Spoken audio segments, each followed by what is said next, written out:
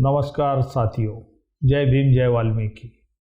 मैं लखन चांगरे दुलिया से महाराष्ट्र से हूँ। भाइयों, मैं एक साधारण समाज सेवक हूँ और एक पंच पदाधिकारी भी रह चुका हूँ।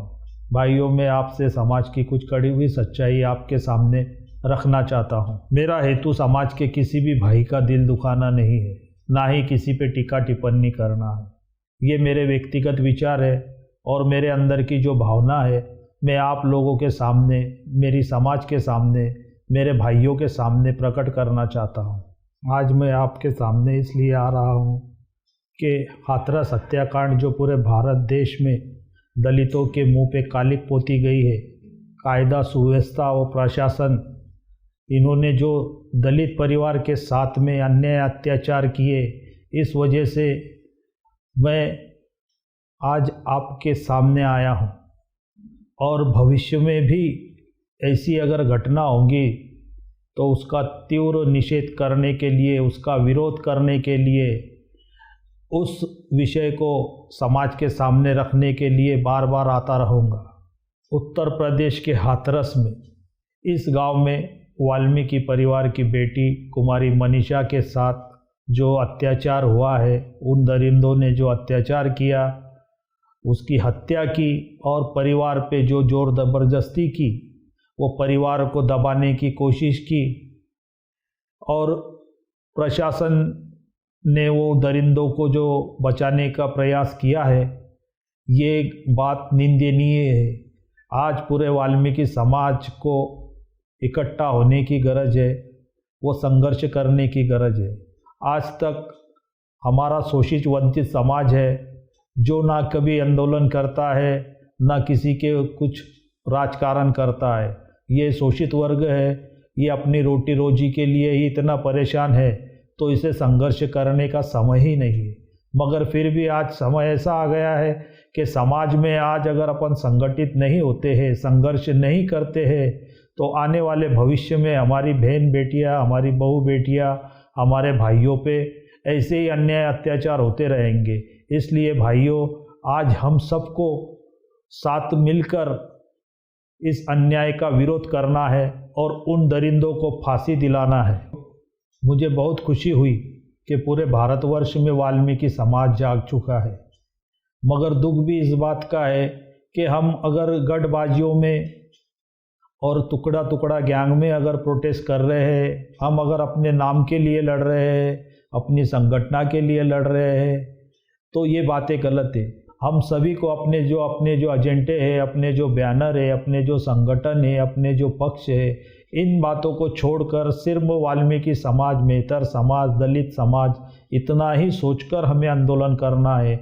आज तक हम सिर्फ अपने नाम के लिए, मेरी पार्टी, मेरा पक्ष, मेरा, तो ये बातों को छोड़कर हमें संगठित होना है। आज हमसे हमारी रोटी रोजी छीने जा रही है। आज 100 सालों से हम पे अन्याय अत्याचार हुए जा रहे हैं, मगर हम उस पर कोई भी कार्रवाई नहीं कर पाए या अपने हक अधिकार नहीं ले पाए। इसके बहुत से कारण अपने ही है, अपनी ही कमजोरी का फ़ायदा सरकार उठाती है। आज हमें भारत के पूरे समाज व देश को दिखाना है कि वाल्मीकि समाज भले ही संख्या में कम होगा, मगर हिम्मत और हौसले से बहुत आगे है। हम किसी का नुकसान नहीं करते। हमारी जमात जो है, हमारी समाज जो है, ये एक कष्टकरी समाज है। इन्होंने आज तक अपने हक अधिकार की लड़ाई नहीं लड़ी, मगर आज वो समय आ गया है कि हमें अपने हक अधिकार के लिए, हमारे आने वाले भविष्य, हमारे आने वाली पीढ़ी, हमारे बच्चों के लिए हमें रास्ते पर उतरना है, संघर्ष करना है और जो आज तक नहीं हुआ वही सभी बातें करना है। आज समाज में जो भी नेता है वो सिर्फ नाम के नेता है। आज इतना बड़ा हत्याकांड होने के बावजूद भी हमारे जो नेता है वो घर में बैठे हैं। आज भाइयों, ये घटना उत्तर प्रदेश में नहीं हुई है, ये महाराष्ट्र में हुई है, ऐसा हम सोचते हैं। आज हमारे समाज की बहुत सी कमजोरियां हैं। आज हमारे पास प्रबोधन नहीं, हमारे पास पत्रकार नहीं, हमारे पास मीडिया नहीं, हमारे पास शिक्षण नहीं, हमारे पास संत नहीं, हमें मार्गदर्शन करने वाला कोई नेतृत्व नहीं है। यही वजह है कि जिस वजह से हम आज भी असंगठित है और बिखर रहे हैं। भाइयों, मेरी आप सभी से हाथ जोड़कर विनती है, आज हमारे पास महिला शक्ति नहीं है, हमारे पास नेतृत्व नहीं है। अगर नेतृत्व तैयार होता भी है तो उसे मानने को हम तैयार नहीं होते।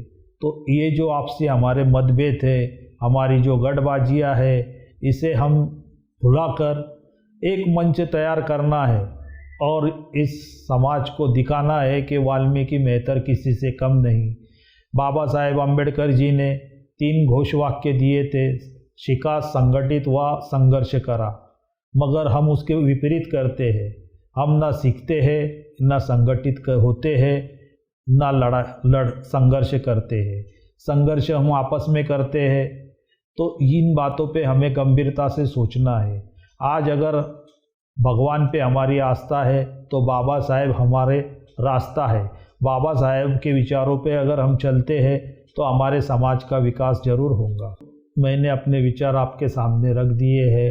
अगर आपको बुरा लगा हो या मुझसे कोई गलती हो तो अपना छोटा भाई समझ के, अपना रिश्तेदार समझ के, अपने समाज का कार्यकर्ता समझ के मुझे क्षमा करना। आने वाले समय में भी हम आपसे मिलते रहेंगे। धन्यवाद।